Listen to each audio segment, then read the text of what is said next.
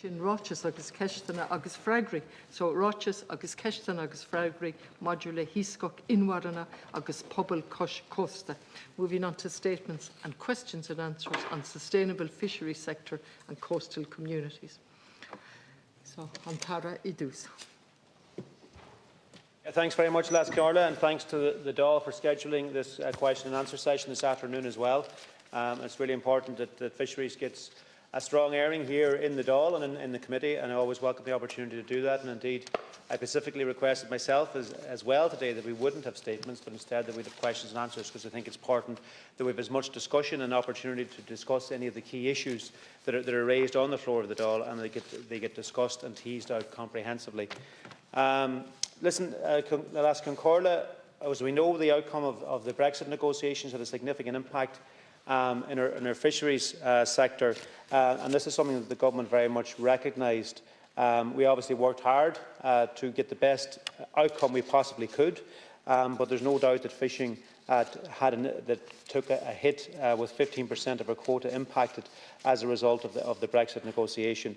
Coming out of that then, Lasky Hirlach, I would have, or Concorla, engaged very comprehensively with the fishing sector in relation to responding to that, both in relation to working at European level to try and improve our situation with regard to quota, but also as well in terms of pulling all of the sector together, all of the key representatives, all of the key fishing representatives in relation to putting together the Seafood Task Force to set out advice to me in relation to how best we can support the sector in the years ahead, how best we can maximise the fishing sector we have, and how best we can improve it and build it up as well. And all of those stakeholders took part in the Sea Fisheries Task Force and unanimously signed off on the final report then of the task force by all of its membership in October of 2021. And that task force recommended support measures for the fishing fleet and also for inshore fishermen, aquaculture, for seafood processors, as well as for fisheries cooperatives and for coastal communities. And to date now, Las Concorda, on foot of the task force recommendations, I've delivered an unprecedented €305 million worth of support schemes for development and restructuring, so as to ensure that we have a sector which is as profitable and as sustainable as it possibly can be, and also to identify new opportunities for jobs, economic activity and coastal communities for whom fishing is massively important. I followed through on the recommendations from that task force. The recommendations were come up with by the sector themselves, and I followed through on all of those recommendations and let no dust come on that report and delivered on them, Las Concorla. In relation to fisheries quotas, obviously this is the key issue and the key raw ingredient that drives our fisheries sector. As I said, we saw a 15% hit as a result of the Brexit Trade and Cooperation Agreement to our national quota. And that was a disproportionate impact in Ireland, one which I have been to the fore in relation to being clear that we are disproportionately affected, and also seeking to have that redressed at European level in any way that we possibly can. And I'll continue, Las Concorla, to seek opportunities to increase our fishing opportunities in any way that is possible. In 2023, through the EU-Norway agreement, I secured an additional 4,000 tonnes of blue whiting for Ireland, providing fishers with a total blue whiting quota now of 53,000 tonne for 2023, worth in excess of €13 million. And in addition to that as well, we secured significant reduction in the level of Norwegian access to EU waters and consequently, obviously, Irish waters. That downward trend in Norwegian access continues in 2024, where the level of access is reduced now to approximately 41% compared to 68%, which would have been in place in previous years.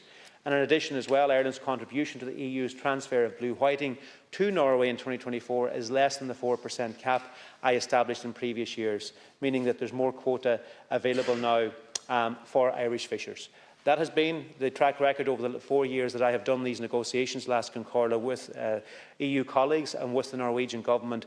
We have each year improved our position from an Irish perspective in relation to the quota available to us, and also improved our position with regard to reducing the access available to Norway as part of those agreements. And that has been the track record in each of those years.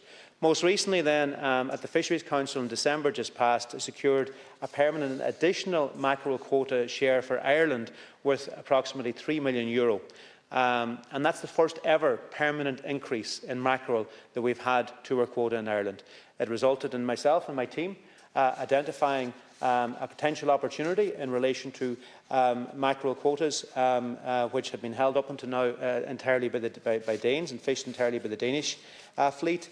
And as a result of pursuing that opportunity, we secured that additional €3 million on an ongoing basis. And in terms of what the fishing will be here this year, it will amount to just over 4,000 tonnes additional being fished this year. Sustainability, obviously, Glasgow and Corla is a key principle of the Common Fisheries Policy, and rigorous assessment is undertaken to examine the implications for Ireland of the potential fishing opportunities each year.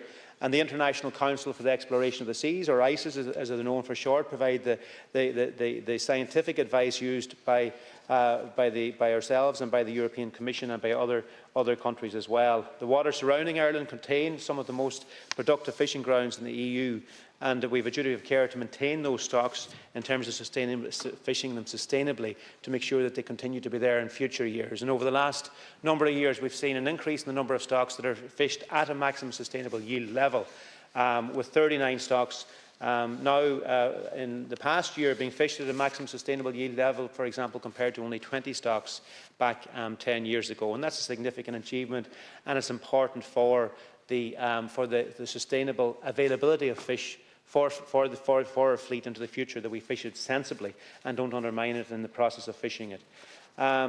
We have seen tangible progress in relation to the fishers working sustainably, because we've been, for example, able to reopen the spur dog fishery last year, and also for the first time we've had a commercial herring fishery again off the northwest coast, and that's something I want to see build in the time ahead. But that also presents challenges as well, because, for example, the ICES advice for pollock this year was for a zero catch in areas 6 and 7.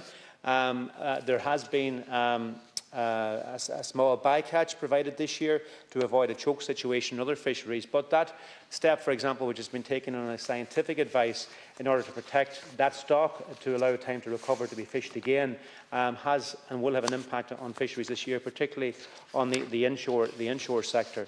On wider issues, Alaska and Corla, you'll be aware that I've this week announced a public consultation on trawling within our 6-mile nautical zone and inside our baselines. 5 years ago, as you'll know, that transition to a ban on vessels over 18 metres trawling in the inshore waters inside the 6 nautical mile zone and the baselines was announced following a previous public consultation. And while this ban had strong support base, it was subsequently overturned following a legal challenge.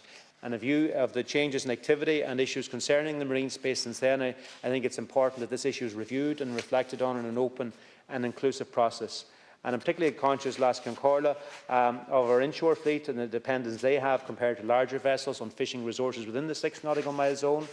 And other issues as well that need to be reflected on here include balancing the management of our fisheries with the needs of the marine ecosystem as well, but also the changes that have come with Brexit, the energy crisis and the climate crisis. And the policy context obviously has changed since 2018, so I would encourage everyone now to participate in that public consultation. Fishing, of course, and the seafood sector are massively important to the social and economic health of our coastal communities, and I've worked hard to invest substantially in the sector for that particular reason. I've delivered on the recommendations of the task force, which I've outlined earlier, and that has seen significant capital investment in local authority piers and harbours, also investment directly supporting fishing, aquaculture, and also providing important diversification opportunities as well for coastal communities. Overall, as I said, there's been €305 million in funding delivered on the recommendations of the task force, and these schemes were designed to support the sector to adapt and to diversify and to maximise value. It included, for example, €34 million on 2 temporary tie-up schemes, €7 million to 2 inshore schemes, business model adjustment schemes, with €45 million in grant aid for the capital grant aid for the processing sector, and €20 million as well for an aquaculture development scheme. And then towards the end of 2023, I secured further liquidity aid for the pelagic sector of €25 million and also €7 million for the processing sector. And also we have delivered on the task force's recommendation to provide €80 million support for a voluntary decommissioning scheme as well. Along the coast, by the end of 2023, the Government will have delivered just under 38 billion in funding to support 148 capital projects in terms of small piers and harbours. And now we're looking towards Lasconcorla, the rollout of our schemes under the European Maritime Fisheries and Aquaculture Fund Seafood Development Programme, which will see €258 million delivered through various schemes over the next short number of years as well. I look forward to further discussing issues which I've no doubt and questions I've no doubt we'll have over the course of this debate. And thanks again to everyone for requesting and facilitating this debate here in the Dáil today.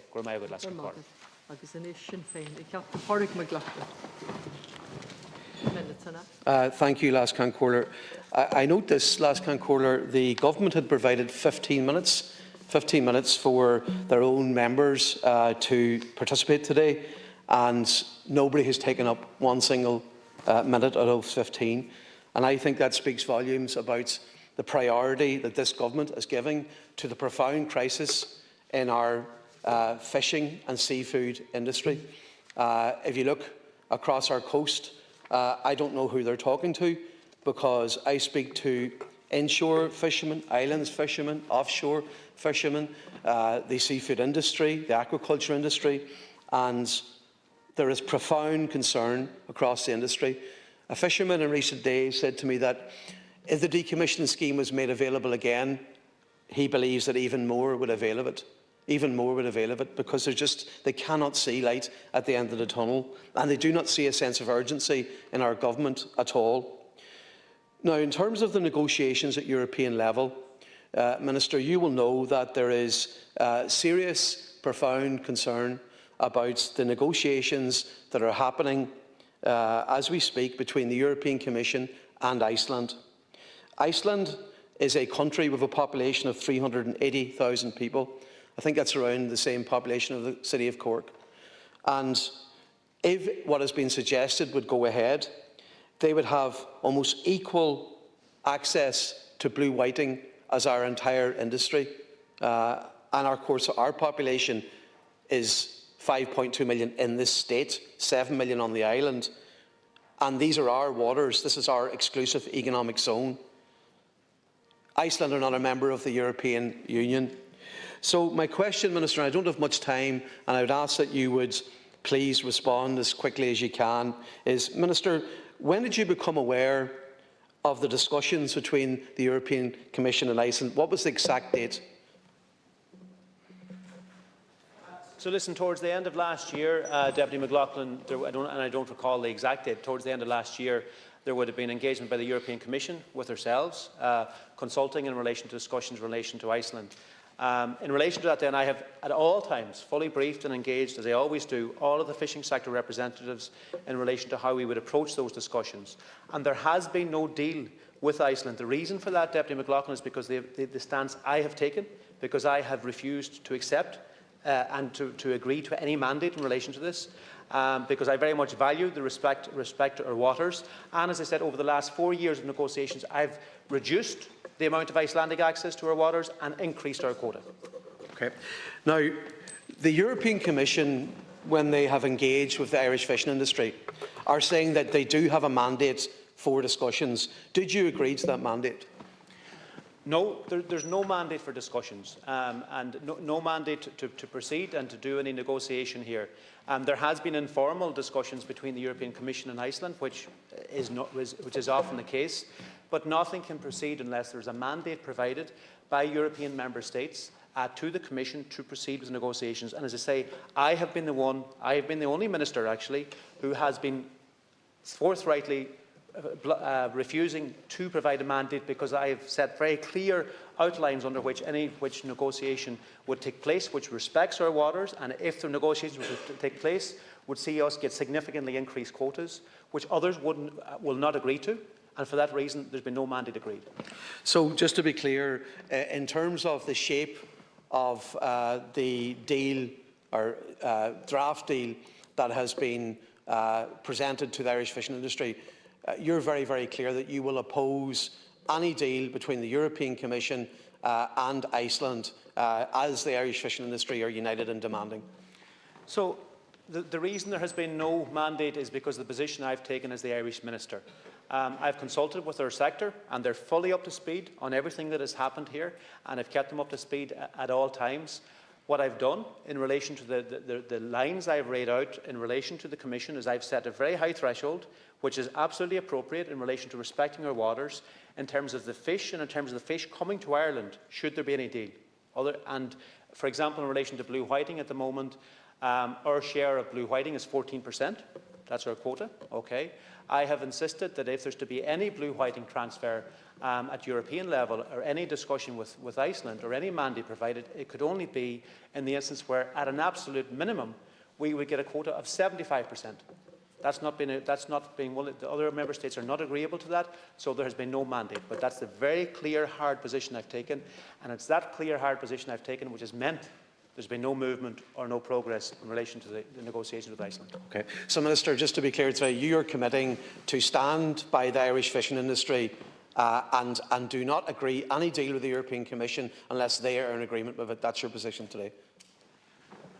No, that's not what I said there, because you'll find if you talk to the industry that there's very different views among them. And indeed, in fact, you'll also find that their views have been changing over the last number of weeks and months. What I've clearly said, I've consulted with them all at the start, consulted with them all right along the way, and I've laid down very hard lines. And obviously, when you're the only member state which is really preventing this mandate happening, you have to be credible. You have to have clear lines, you have to be able to defend them, and you have to be able to hold tight, otherwise you won't prevail. And that's the approach I've taken. Others have shifted in position along the way, but I've remained resolute, and I've laid out very hard lines in relation to, and I stick by those. And just to conclude on that, because I've only got 4 minutes left, and I want to talk about inshore and islands fishermen and the crisis that they're facing. I want to leave with this, Minister, that you will look at the issue of Brexit. Clearly, the European Commission agreed a Brexit deal with the UK, accepting zonal attachment, right, rather than relative stability. So in other words, that the waters would benefit those who live closer to it. That's the basis of the Brexit agreement, zonal attachment. So will you examine the approach of the Irish government in terms of the entire value? Will you give an assessment of what is the entire value of all of the fish within the Irish exclusive economic zone? That's the 200-mile limit. I'm not asking you to respond to that now, but if you could undertake to supply those of us in the opposition with a full value of all of the fish in the exclusive economic zone of Ireland. What's the full value? What do we get? And then to look at the zonal attachment issue. I don't want you to respond. I haven't enough time left. So I've only got what I have. I want to just say this on the record. Minister, the National Inshore Fishermen's Association came to the Oireachtas Committee recently, and if you haven't had a chance to look back, please do look back at their presentation, or at least the transcript of it. It was harrowing, and as you know, there's almost 2,000 inshore fishermen across the state. They have a producer organisation. That was good news, as is the IIMRO, the Islands organisation. But both of them are getting very limited support in terms of their producer organisation. So they're really trying to stand up for their communities with very limited resources. Will you look at that? Will you look at the issue of fuel subsidies? You know, fuel subsidies, nothing. You talk about tie-up scheme. Inshore and islands could not avail of that. So they've had no financial supports to deal, and fuel is increasing again. So that's fuel supports, financial supports to the producer organisations. You know about the collapse of the crab and shrimp markets. Can you provide financial supports on that? So on those areas, I want to say to you that you've talked about piers and harbours. Investment in piers and harbours came from the Brexit Adjustment Reserve Fund. So European money for, basically, it's called redundancy money in the industry. That was given to make up for the huge loss of income to our industry. That money has been invested in piers and harbours. I would argue it should be central exchequer capital funding. Certainly a good proportion of it should be going towards that. So you've spent tens of millions of this Brexit Adjustment Reserve Fund money on piers and harbours. Why have you not given financial assistance directly, as requested, on fuel, on compensating for the collapse of crab and shrimp, on the issue of supporting the producer organisations? So there's that. And then finally, because you'll only have about a minute then to respond to me, is on the area of aquaculture. And you'll know in a recent speech here that I talked about the impact of recent changes in terms of Brexit on aquaculture. They have new export requirements for the live bivalve molluscs. That's cost, logistics, paperwork and bureaucracy have all increased.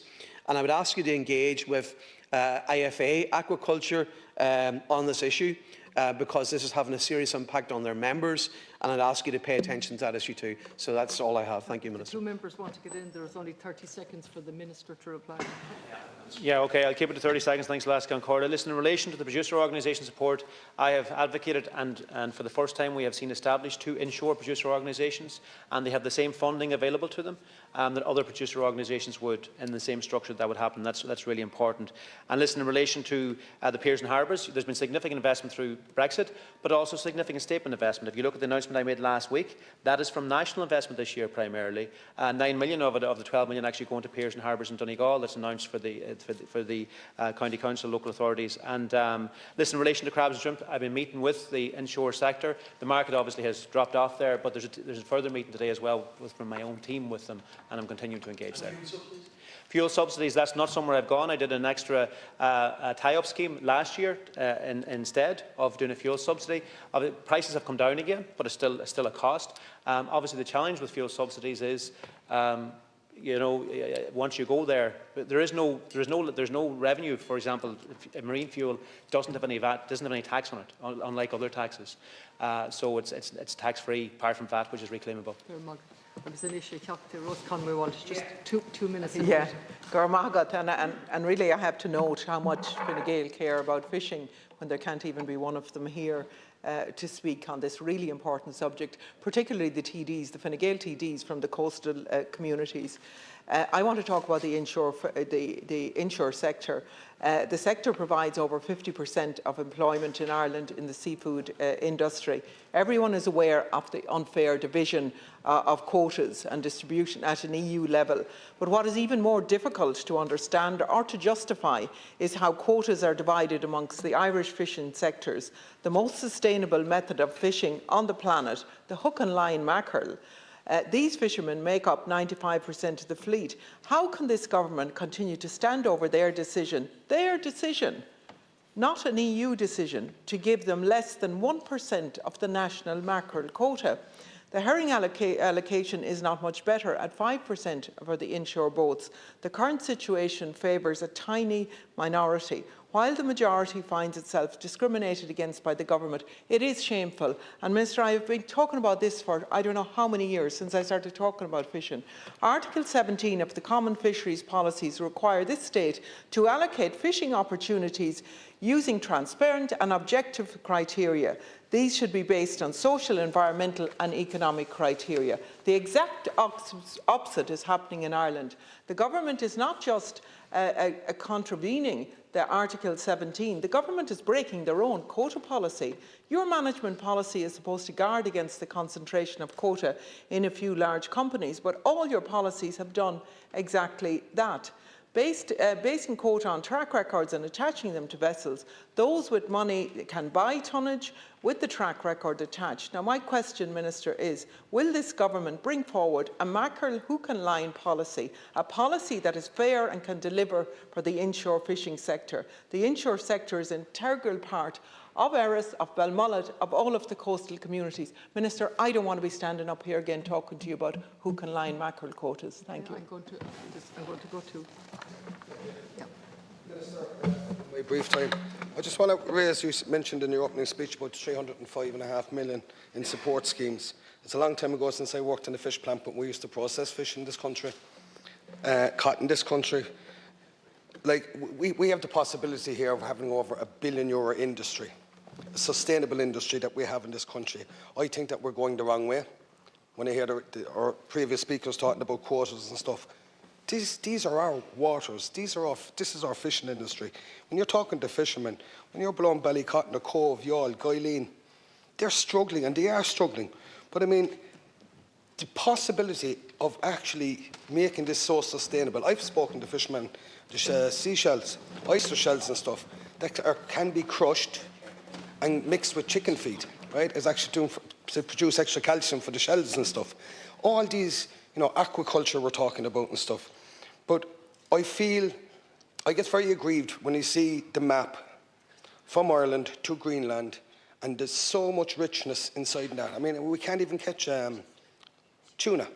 I mean, it's just, you tell an ordinary fella, if you're going in the shop or in the fishmongers in my own town in Middleton, and you go, where's the tuna? Well, we don't fish for tuna. And we have one of the richest seas on the planet. And I suppose my question here is, can we please move away from this talk of giving quotas to X, Y, and Z? It's our water, it's our industry. We should be supporting our coastal communities here, making the best of sustainable resources and making us one of the best countries on the planet to produce, catch and produce fish, package it on our country, do not be exporting it from X, Y, and Z, and creating a massive multi-billion-pound industry in this country. We have to stop going backwards and move forward. Thank you, Chair. Now, I'm going through the speakers as is.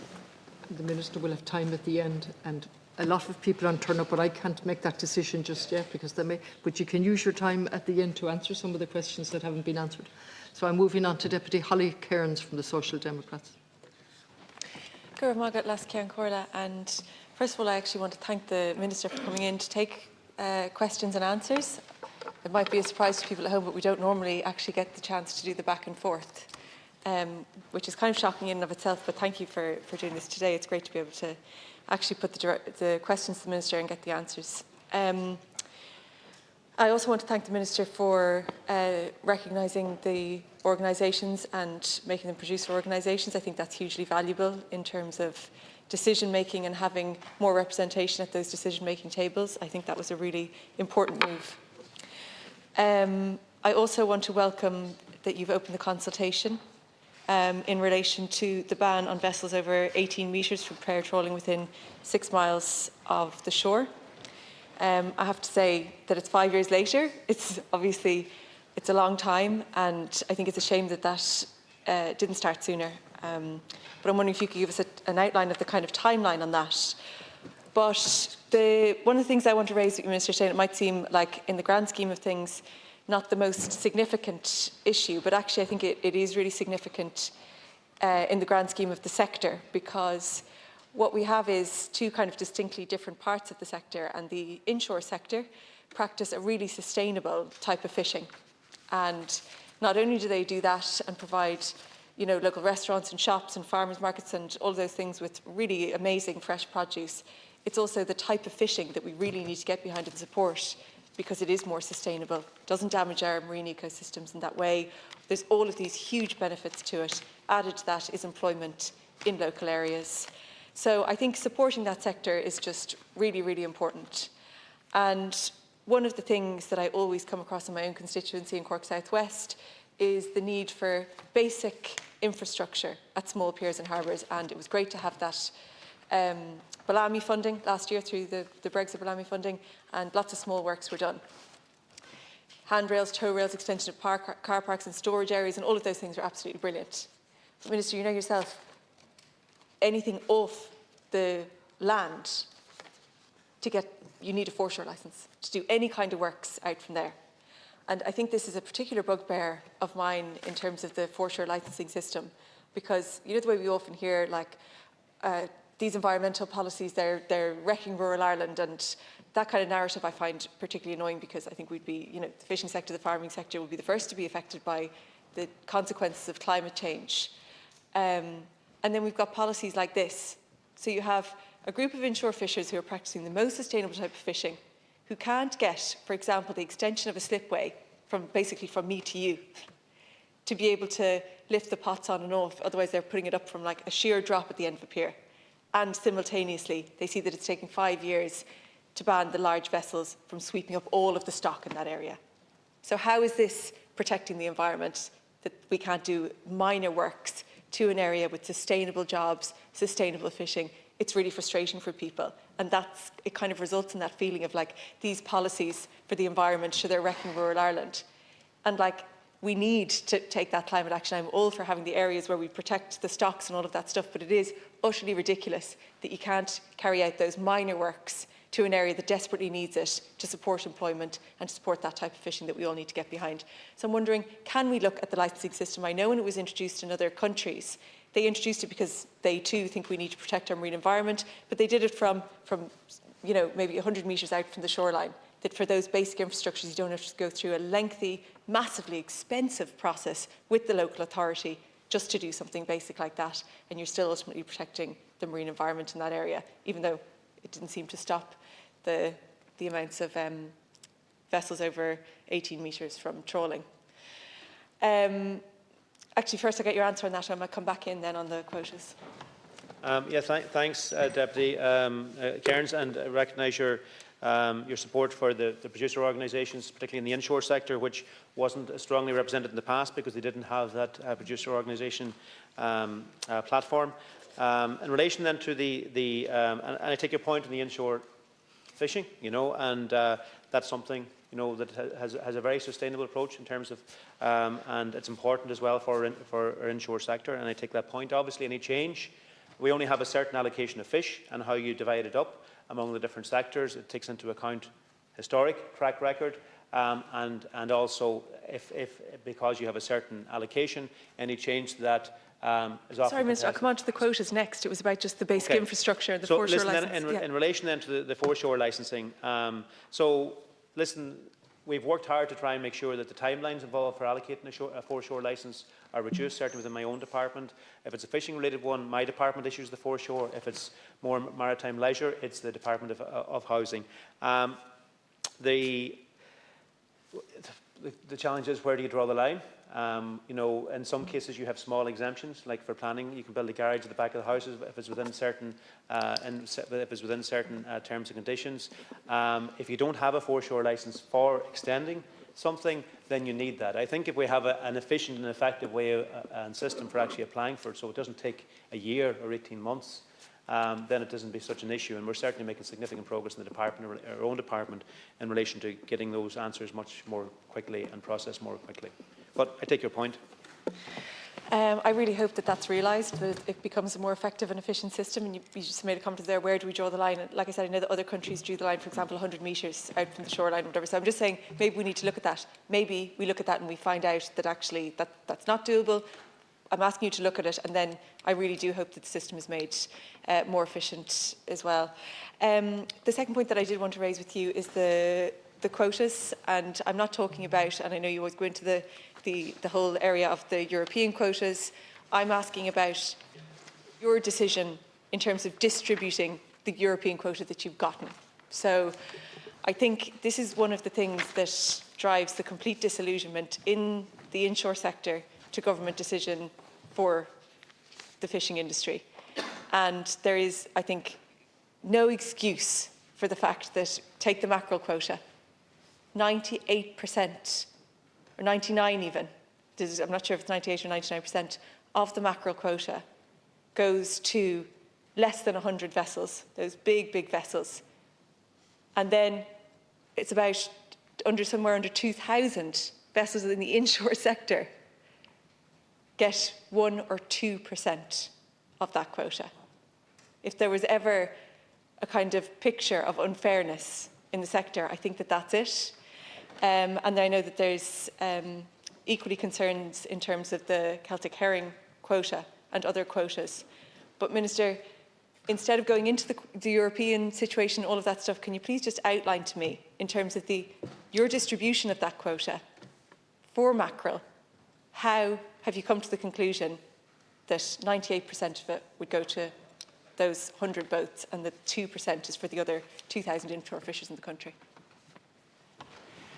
So, listen, I haven't come to that conclusion. That's been the state of play now for a number of years. There was a review done back a few years ago which adjusted it and did give more to the inshore sector. It is still small, and it divided up between the pelagic sector and also the polyvalent sector. As you know, every time you make a change to this, it can be quite contested, because the other sectors, polyvalent and the pelagic sector, obviously resist any reduction to their mackerel. Listen, it's something I'm reflecting on currently whether there's a need for a further consultation to discuss whether the inshore, the hook and line, or there could be a reallocation of that. I would point out, for example, dating from the last review, there's still an ongoing court challenge or challenge to that, because, as you know, the polyvalent sector in particular are challenging that they didn't get enough either. And no matter when you go to discuss it, there will be conflict within the sector in relation to how you divvy that up. But I take your point. Certainly the insurer sector would have that view. I think, and it is important just for the record to state that it is your decision how those quotas are divvied out, and I think it is blatantly disproportionately in favour of the larger players, and it's something that we see kind of a playbook for from this and I think successive governments, that there's a disproportionate favour for those big players and that the kind of smaller people in the business have massively lost out. And the reality of how much it's impacting the inshore sector at the moment, with markets for brown crab and stuff being much less, there's a lot going on. And I think it would say a lot for the department to actually really acknowledge the inshore sector and at the very least allow them a bit more of a quota. You know, 98% to 2% is just shocking. I understand, Minister, just finally, that you're meeting with officials from Cork County Council soon with regard to Keelbeg Pier in Union Hall.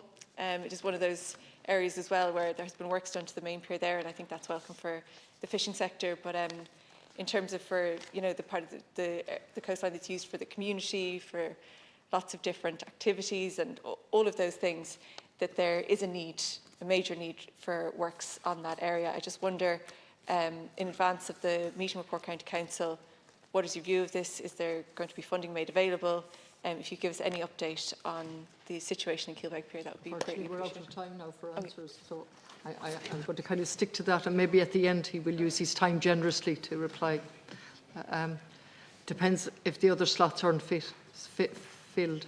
So moving on in Ishkaji, People Before Profit, Solidarity, Dr. Richard by Barrett.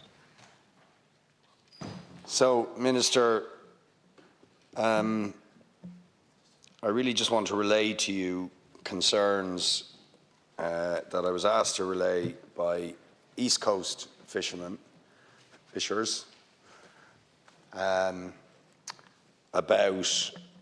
the threat they see to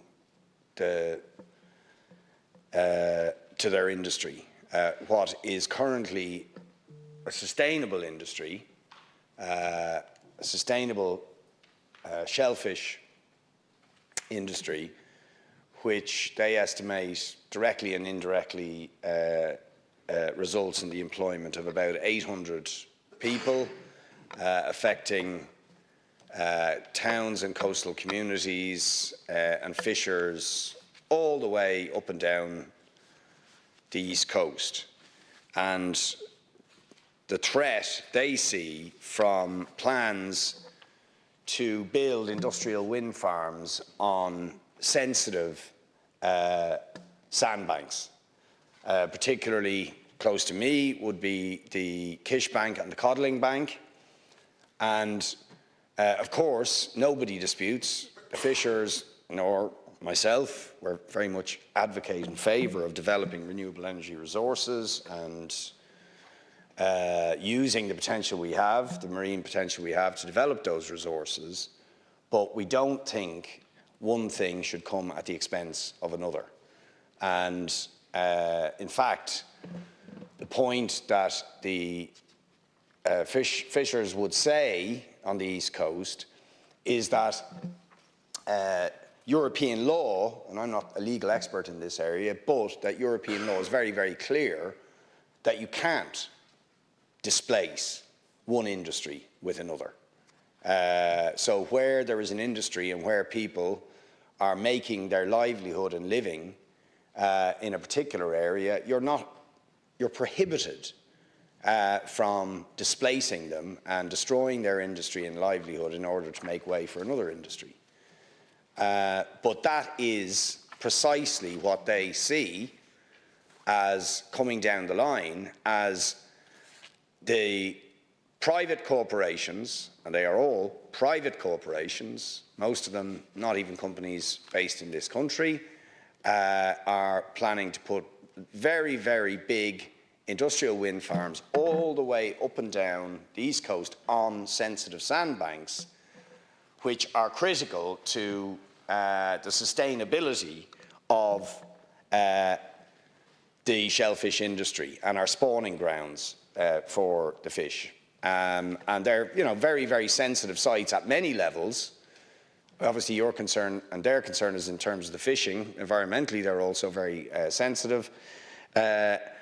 And they say that the private companies that are being issued licences at the moment, for example, for surveys, but ultimately are intending to put these big industrial wind farms, which will see thousands potentially of enormous wind turbines at very, very close proximity to our coasts, but from their point of view, critically on the sandbanks, which are critical to their industry, that this will destroy their industry. They're in no doubt it will destroy their industry. There'll be nothing left at the end of it, and that these things should be placed further out or on less sensitive sites. But if they go on these sandbanks like the Codling and Kish and others, they will destroy their fishing industry and their livelihoods. And they say that they are required, supposedly there's supposed to be a requirement for consultation, for serious consultation between developers in these areas and those who make a living, in this case the fishers, but that this is not happening. In the case of the developers on the Codling Bank, it's just they won't even meet the legal representatives of the fishers. So there's no serious engagement, and they are just ploughing ahead regardless of the consequences for the fishers. So the question they asked me to ask you is, what are you doing to safeguard their industry and their livelihoods? And I think they're watching in to see, and they're very keen to hear what your response, but that's what they want to know. What are you doing to ensure that their industry and livelihoods are not destroyed by plans to put wind turbines on these particular locations, which are critical for the sustainability of their industry, their income and their jobs? I think that this is an important issue, Deputy Boyd-Barr, because there obviously is massive potential, and it's really important for the future of our country that we develop sustainably the potential offshore for renewable energy to meet our own national needs, but also the capacity is there to produce enough electricity for 5 times what we need to become a net exporter. So obviously there's great potential there which we have to step out, but central to how we do that is engaging with the fishers who currently would use some of that ground or parts of that ground for fishing opportunity. And that consultation and engagement is really important. It's something I've been focusing on as Minister for Marine, to make sure everybody's getting pulled together and that we actively focus to make sure people are properly engaged with in relation to that. There's now been a seafood offshore renewable energy working group established with joint input from my own department as well as the Department of Housing and the Department of Energy, Communications and Climate as well, Minister Darragh O'Brien and Minister Eamon Ryan's departments, and that's been facilitated by Captain Brian Fitzgerald as well in relation to that. Captain Brian McCabe, I should say, getting Brian Fitzgerald into trouble there. Captain Brian McCabe. So listen, that's an important forum to do that, but I absolutely accept what you're saying, and there has been challenges in relation to everybody coming together and everybody having a proper line of sight. It's important everybody does, and everybody's views gets taken on board, and particularly those who actually depend on these areas at the moment for their livelihoods, that's fully understood and accommodated. Well, Minister, I'll only add that, I think they would very much appreciate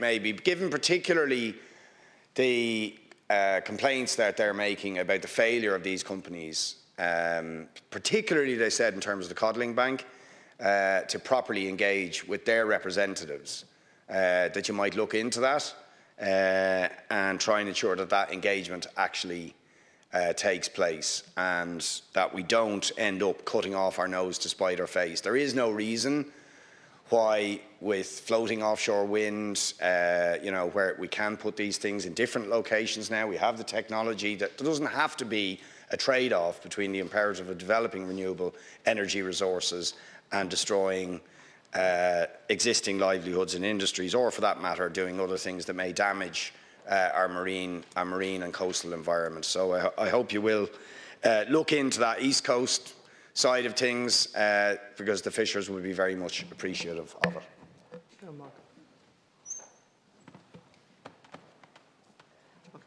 If you want to use the 2 minutes, Minister, no, to come back on any question.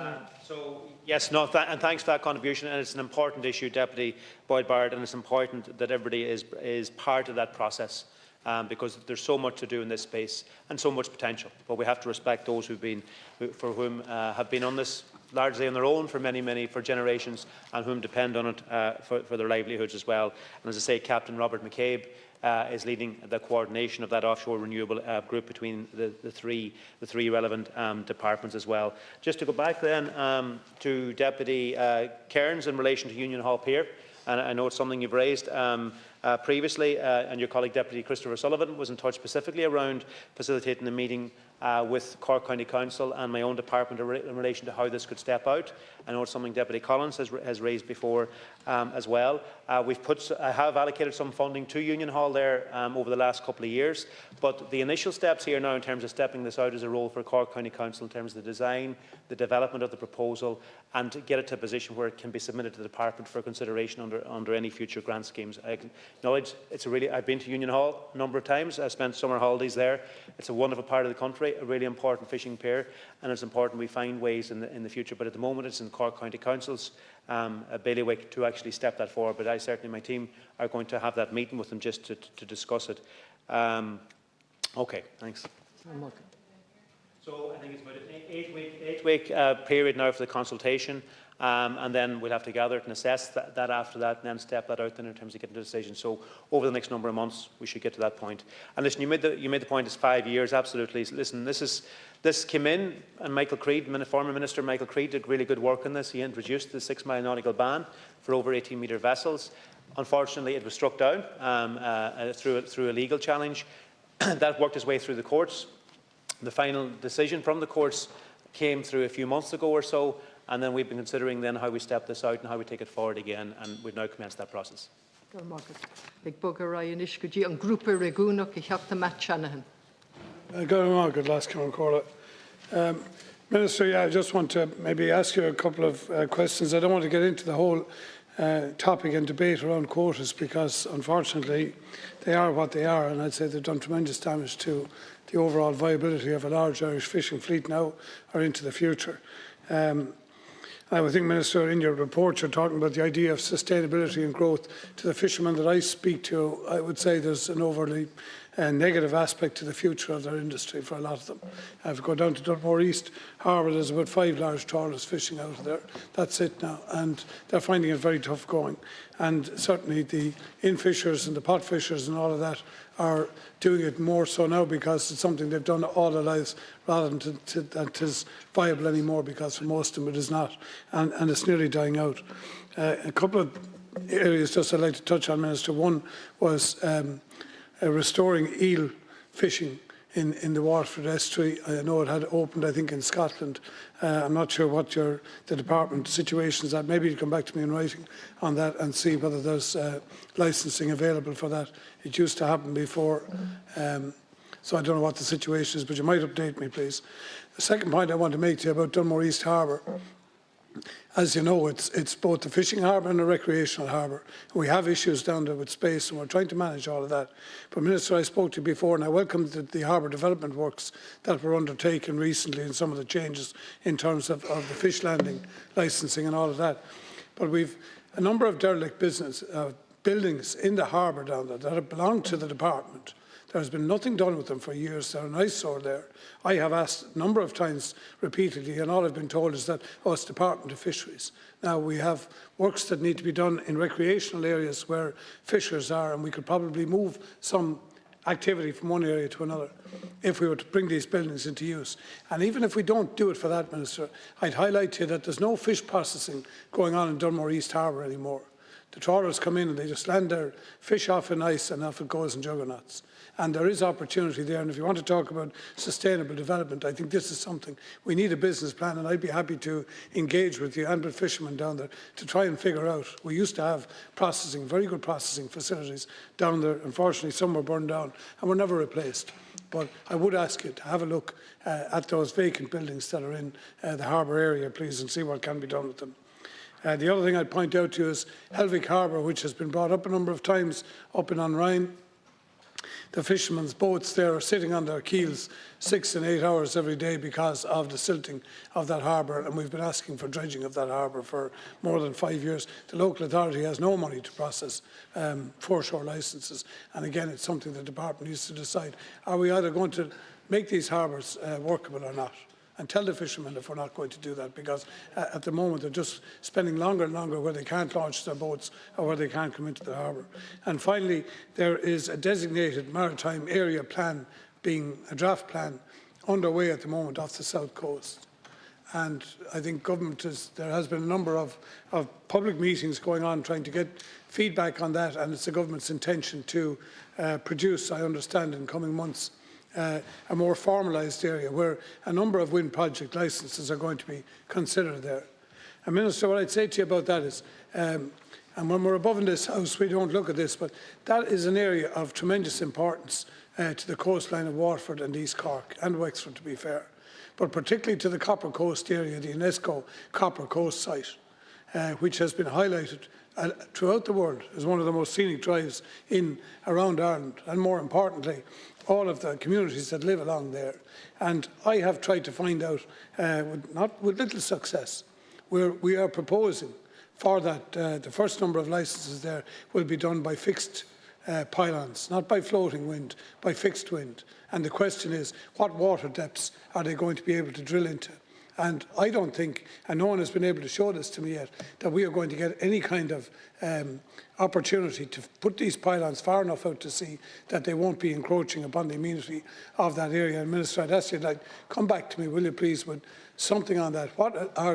Do you consider the regulated depths are going to be? Because these are 350-metre turbines, the largest in Europe. And we'll be looking at 60 Eiffel Towers off the coast of Waterford, and I can tell you, I certainly won't be supporting that.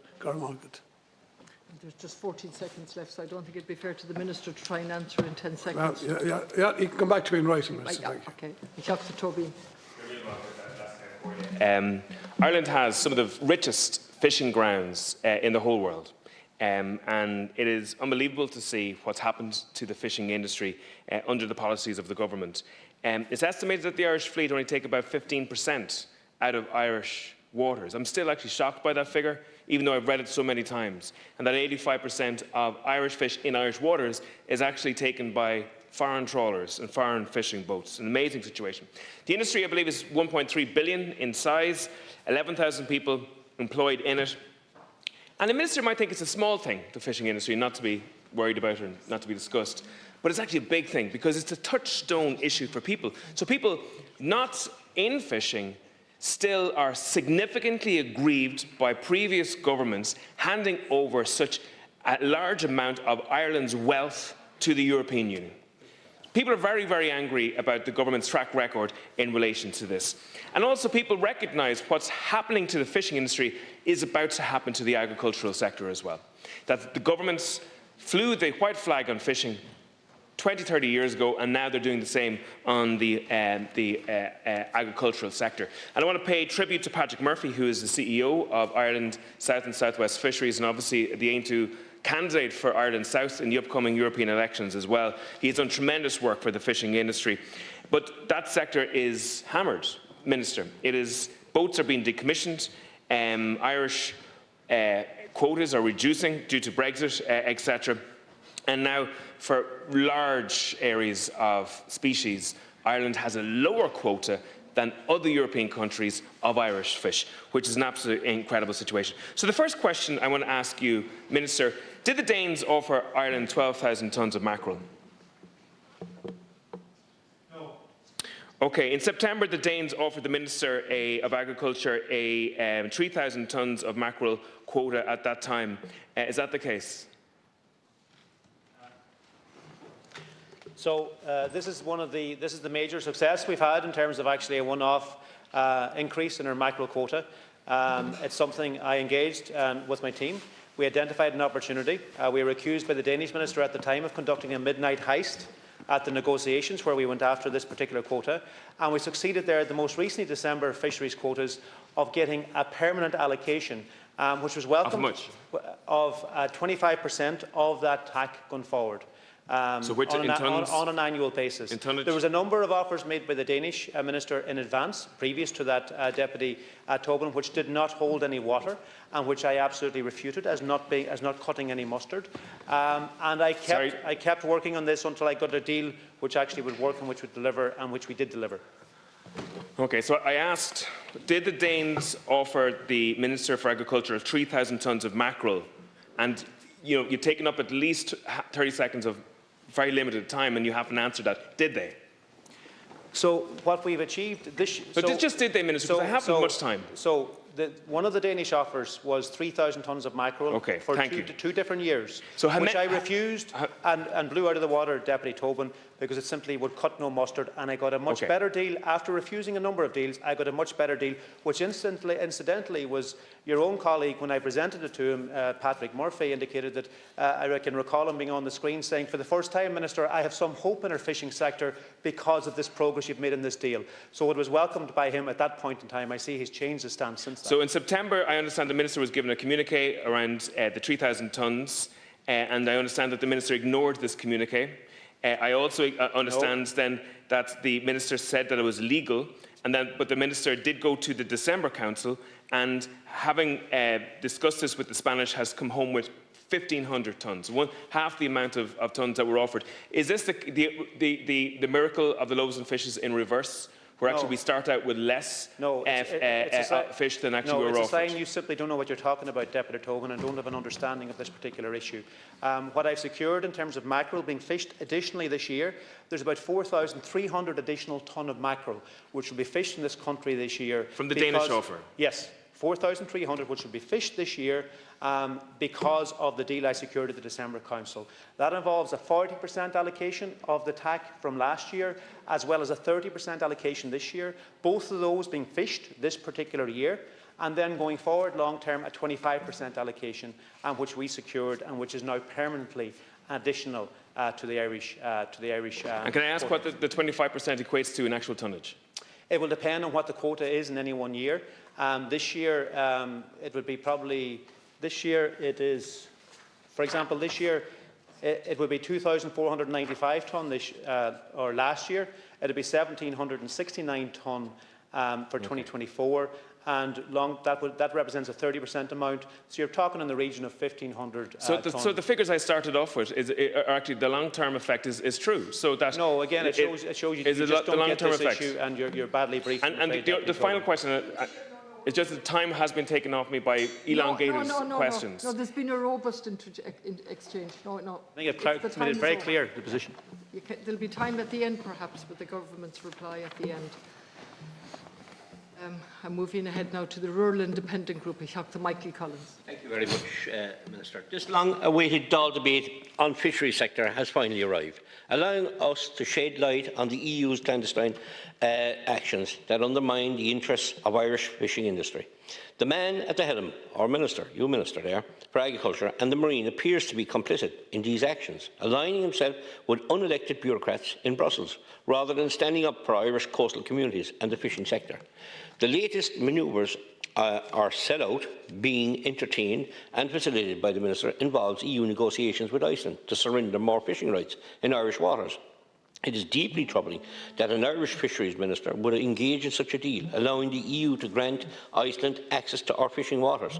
This secretive agreement is not only objectionable, but also lacks transparency. The deal is shrouded in secrecy, promises our fishermen an additional 15 million tonnes of blue whiting quota this year, but at a steep cost, allowing Icelandic crews to fish in our waters. This is akin to offering a child a single sweet in exchange for all their pocket money.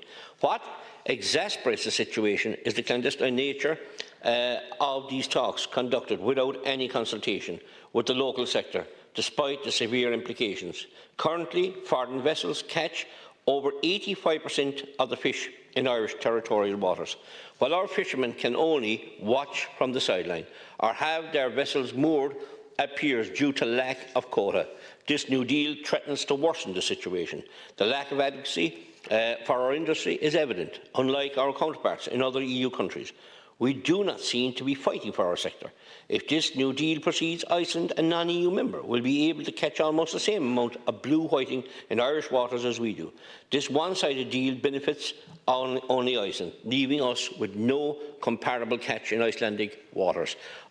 Ireland stands to lose significantly from the deal, with countries like Denmark and Netherlands and Sweden all gaining more than Ireland. This highlights the glaring incompetence of our Fisheries Minister, who seems willing to accept any proposal thrown at him by EU officials, a fact well known in Brussels. At its core, the EU is exploiting our waters to secure better deals for other EU and non-EU states, all at Ireland's expense. This is both unbelievable and outrageous. Would the Spanish or Dutch governments ever accept such a flawed deal? There has been no input or adequate consultation by the Minister with the affected fishermen here in Ireland on this deal. The Irish fishing industry has already lost 26% of our mackerel quota to the UK due to Brexit. The Department of Marine has intentionally downsized the Irish fleet and decommissioned dozens of trawlers last year. Ireland's pelagic fish exports dropped by 45%, representing a loss of 56 million to the Irish economy. It's high time for you, Minister, to come clean about the talks the Irish fishing industry and the public deserve transparency, and a Minister who will fight for their interests. It is baffling to see our Minister and his officials advancing an agenda driven by the EU Commission, an agenda that does not serve Ireland's interests, but instead favours Iceland, a non-EU member. We are deeply concerned that this concession of further foreign access to Irish waters is being negotiated behind closed doors. Why would we agree to a deal that permits Icelandic fishermen to exploit valuable blue whiting in Irish waters? Iceland has vast waters of its own and a history of arbitrarily increasing fishing quotas, leading to the depletion of its own stocks. It is unjustifiable that Irish fishermen should bear the cost of this. A deal with Iceland must be reciprocal, and this current deal threatens to further devastate the Irish fishing industry. Granting access to another non-EU country would further jeopardise the livelihoods of Irish fishermen and the sustainability of the stock. We fear a repeat of the Brexit giveaway that occurred under this Minister's watch. Icelandic boats a substantial fishing fleet, including factory ships, that will deplete our stock. It is unjust to grant them rights to fish in our waters. The EU has already sacrificed Ireland in the Brexit negotiations, resulting in severe repercussions following the disastrous transfer of Irish fishing quotas to the EU. Ireland has decommissioned 39 vessels and downsized our national fleet. Now we find ourselves in the inconceivable situation of granting a third country access, while Ireland's small fleet and onshore factories grapple with reduced fishing quotas. According to reports, Icelandic fishing of blue whiting in Irish waters would yield that country a benefit of 22.5 million, with no benefit for Ireland. We struggle to understand why you, Minister, and the officials are rushing an agenda driven by the EU Commission that benefits Iceland, a non-EU member. Have we not learned from past mistakes? And today I ask you, Minister, one of the few questions I have, I ask you, Minister, for the Marine, will you immediately block or veto any EU deal with Iceland? The Irish fishing industry and the public deserve better, a minister who will fight for us. So will you block that deal? Yeah, if you've been listening to what I said at the start, Deputy Collins, you would have seen, and I would have laid out the negotiations in relation to and the engagement with the Commission in relation to Iceland, and how I, as the Minister representing Ireland, have been the one who have been taking a very hard line in relation to refusing to agree to any mandate for negotiations or for conducting an agreement with Iceland. And as a result of that, there hasn't been one. I've laid that out. I've often. So you obviously haven't been listening to me. I often hear ministers being accused of coming into the chambers here and reading out what was given to them. But I mean, whenever you're doing that in opposition, without listening to what actually was said, that's a different departure altogether. But listen, I have taken a clear line, Deputy Collins, in terms of these negotiations. I continue to do that, respecting the fact that our waters are what are being discussed here, obviously within the EU context, and working to make sure that in terms of the outcome of that our waters are respected, and that any access that happens would be to the benefit of the Irish fleet. You're saying here today there's absolutely going to be no deal with Iceland. End of story. That's all I'm asking, yes or no? Yes or no, it's a simple answer. It's not a complicated one that goes on for another minute and I lose time, valuable time. Well, it's not a simple answer, Deputy Collins. Well, it's yes or no. No, well, I mean, again, if you were aware of the way that European fisheries works, you'd know it's not a simple answer. Iceland is not in Europe. You'd know it's not a simple answer because things can be agreed at European level by qualified majority voting. So nobody can tell you, nobody could tell you yes or no. But what I can tell you is I've been the only one, and I, as Minister, and the approach I've taken is the reason there has been no mandate agreed at European level in relation to any engagement with Iceland. And while other member states could, should they decide, vote us down and go for QMV, they are respecting the position I'm taking at European level and the position I'm outlining, which is very much that our waters should be respected, and if there's any access to our waters, then we should be the ones that actually gain in terms of fish. That's the approach I've taken. Not all are in agreement with that approach and that those lines I've laid out. That's why there hasn't been consensus or agreement. And I have to recognise the fact that other member states are very, very much respecting the position I've taken. And as a result of that, we haven't had a mandate. And I'll continue to take that clear, coherent, strong line in relation to any engagement of this.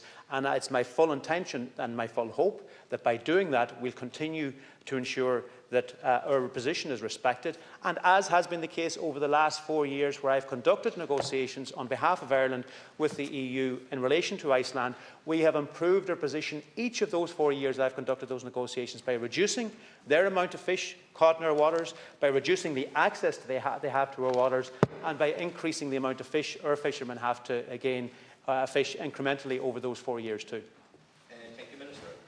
Look, there's other issues I need to talk as well. You know, the inshore sector, the crab and the shrimps have collapsed. A lot of inshore fishermen are in dire crisis, and we met with the inshore fishing sector here in our committee recently. You said you're meeting with them. What do you intend to achieve by that meeting? Because it's, you know, they have mortgages to pay, they have food to put on the table, they haven't the brown skin cut in months, and they're facing a serious crisis, and they feel the talking should have been done and delivery now on some package that's trying for their very survival. Also the European Fuel Fund. Why haven't you tapped into the European Fuel Fund like every other European country did in relation to Spanish and others? And also the piers. Look, you did mention about Keelbeg Pier. It's hugely important. I was down there last Saturday morning.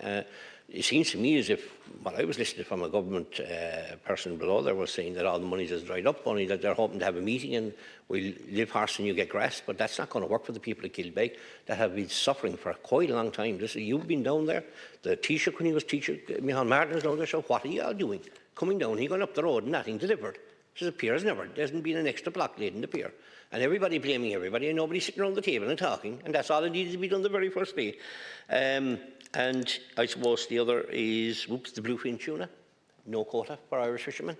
I'm afraid you have no time for a response, but perhaps he'll use it, the Minister will use it in his next response. Thank you. Agus inis, ich habe den Tom Sprinkle cuaig nómid.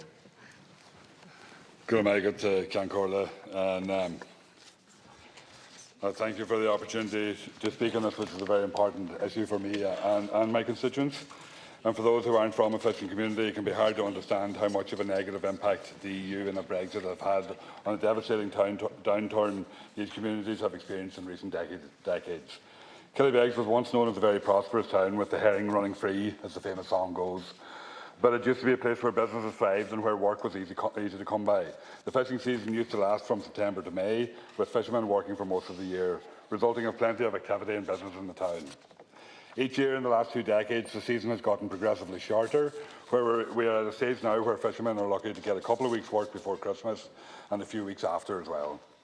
This has, of course, had a significant negative impact on a once thriving community because it took a whole town to build and contribute to a successful fishing industry. The entire town is now taking the hit for this decline, with every family affected. And this is at the hands of successive Fianna Fáil and Fine Gael governments, as well as successive Donegal ministers as well. And you can imagine how frustrating it must be for our fishermen to see other communities thrive off and overfish in our waters without any punishment, while Irish boats struggle to get a minuscule quota. How maddening it would be to realise that the EU are in talks to give even further access to our waters to non-EU members, while Irish livelihoods are at stake. And how utterly devastating it would be for your government to stand by this, to allow this to happen, and to look fishermen in the eye and promise them the world, while at the same time they've been shafted in Europe. Successive ministers for the Marine, unfortunately, have allowed our industry to die out, while other countries thrive off our waters. We make up 12% of all fishing grounds and waters in the Union, and we contribute massively, but get almost nothing in return. No other European country and no other European minister would accept this. So why have we accepted it for so long? The government's mistreatment of fishermen dates back to Ireland's negotiations to join the EU in the Common Fisheries Policy, and have raised the fundamental issue of the Common Fisheries Policy numerous times over the last decade. The Irish delegation negotiating the deal had no idea of the value of what they were giving away, and it was a bad deal for Ireland, and unfortunately many of these issues cannot be resolved until the Common Fisheries Policy is fully renegotiated to actually undo the wrongs that were done to us originally. And this weak negotiation stance was taken during Brexit negotiations. Brexit was negotiated by a French negotiator who looked after French fishermen, and while Ireland ended up carrying the flak for most of the negotiations and was shafted by that as well. And what I did do was criticise the EU and the negative impact it has had on our fishing communities. I was completely against the way the EU has mistreated Irish fishermen and taken complete advantage of our waters. Unlike your government, I actually recognise the value of our fishing industry and would never kowtow to Europe at the expense of our citizens' livelihoods. It has been made very clear that this government has not acted in the best interests of our fishermen and our fishermen communities, and the future is looking just as bleak.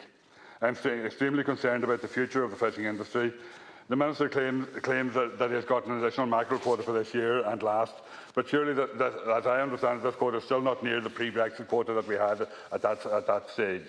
And I take what the Minister said in relation to his over and back with the last speaker.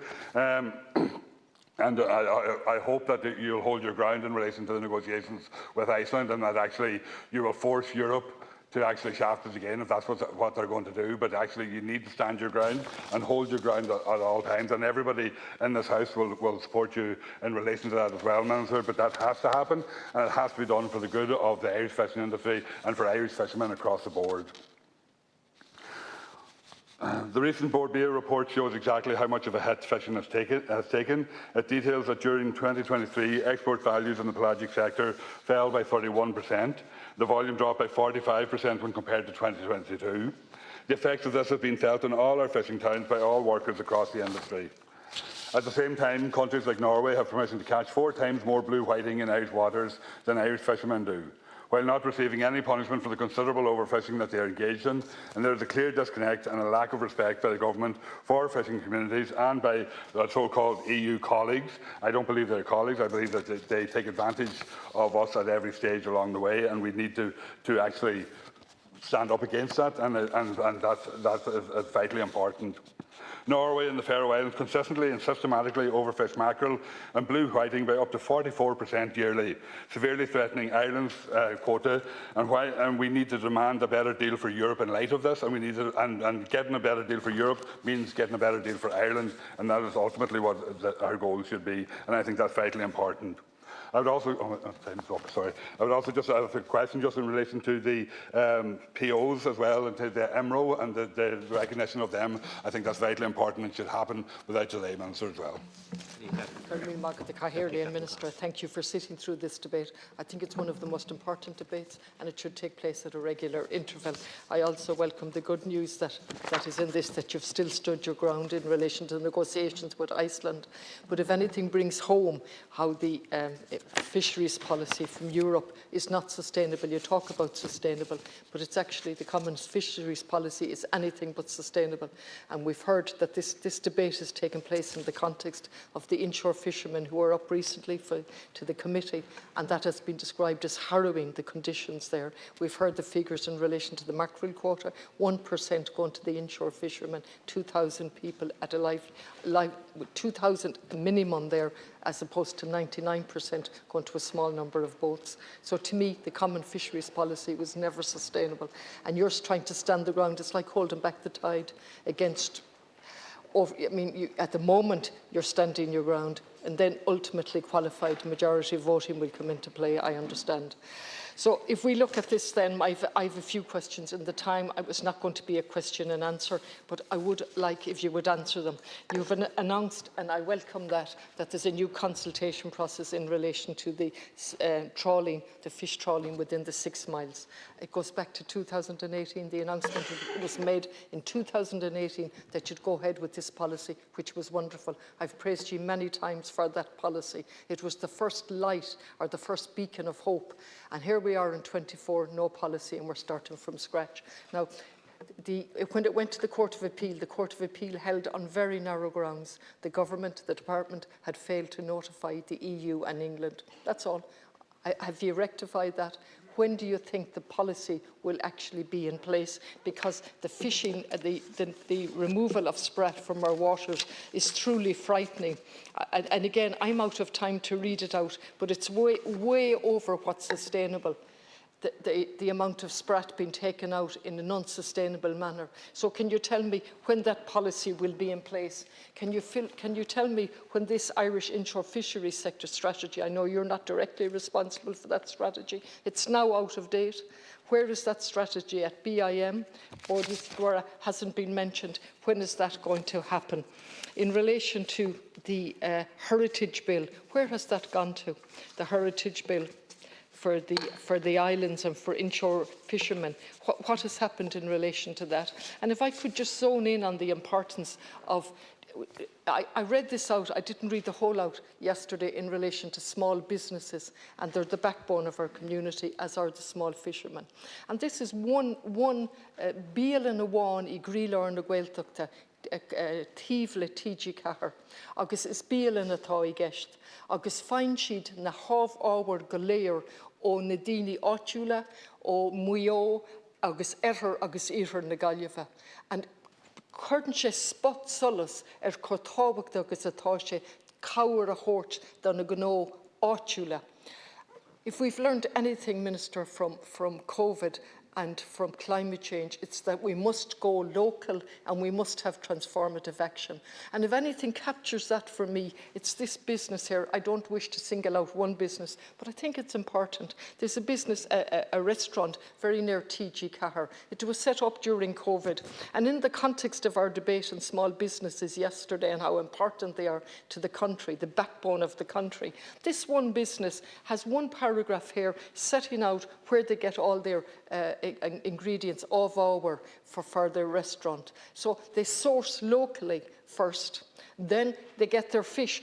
Somebody goes out to the auction in Rossaville and gets the fish. The vegetables come from the area, or they come from East Galway, or they come from Mayo, all sourced locally or organically, from the cheese, so on. But I'm zoning in on the fish because if anything captures what's happened to the unsustainability of the fisheries policy from Europe is Rossaville, a natural deep water port that has utterly lost its fish processing, that is now looking at wind power, which I welcome, but it must be done, as Deputy Richard Barrett said, in a balanced way. So there's so many issues here I'd love to talk about in terms of sustainability and learning, but time is limited. So I would ask for this to be a regular debate with updates, and you might get a chance to reply to my 2 specific questions. Garmagad.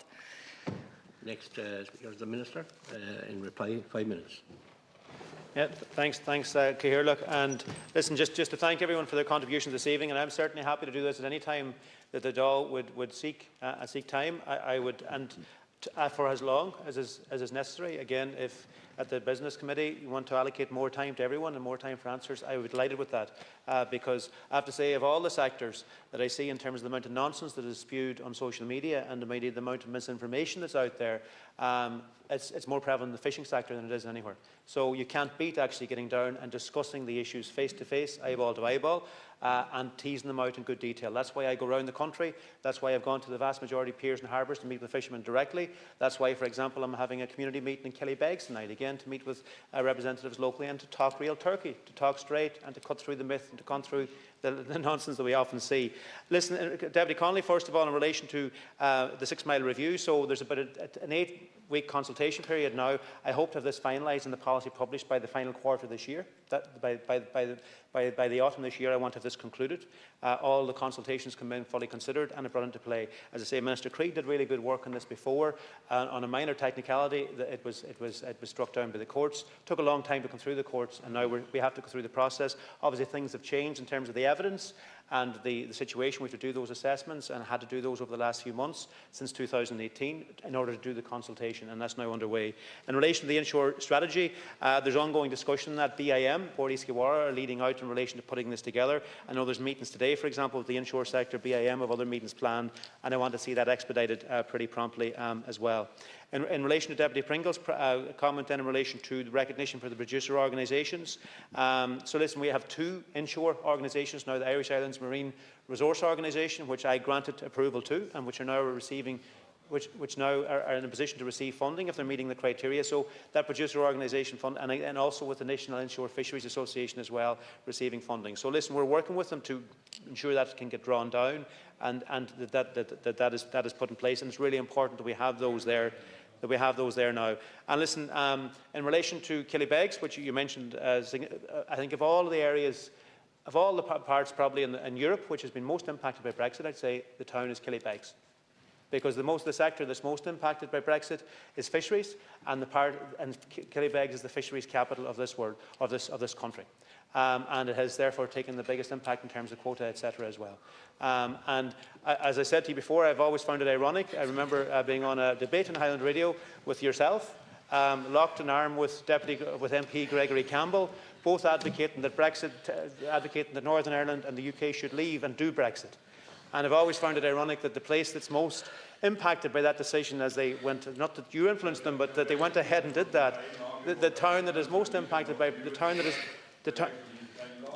please. The town that is most impacted by Brexit in all of our country and probably in Europe potentially is Killybegs. Recognise that. So, in terms of the Brexit Adjustment Reserve funding, I've put €33 million into Killybegs over the last 2 years, through various schemes, through the processing sector, for example, €12 million to the processing sector through grants into Killybegs alone. Recently, I think it was 6 million, or more than that, €8 million, was it in relation to the pelagic liquidity scheme as well. 33 million into Killybegs through the Brexit Adjustment Reserve. Separate to that, also over the last 3-4 years since I've been Minister, I've invested €33 million in Killybegs, separate to that other 32 million. €33 million in terms of extending the Smooth Point Pier Harbour there, with another €5 million into it this year. But there's no doubt it has taken an impact, and that's something I very much recognise, and it's something I've organised a meeting myself there tonight as well, obviously to go and to talk to all stakeholders and to see how we can make sure that the town can go forward and that we can support it through the challenge of Brexit, and we can actually make sure that the wonderful industry that's there, and the wonderful sector and the wonderful support industries that have grown up around it can be supported to develop into the future as well.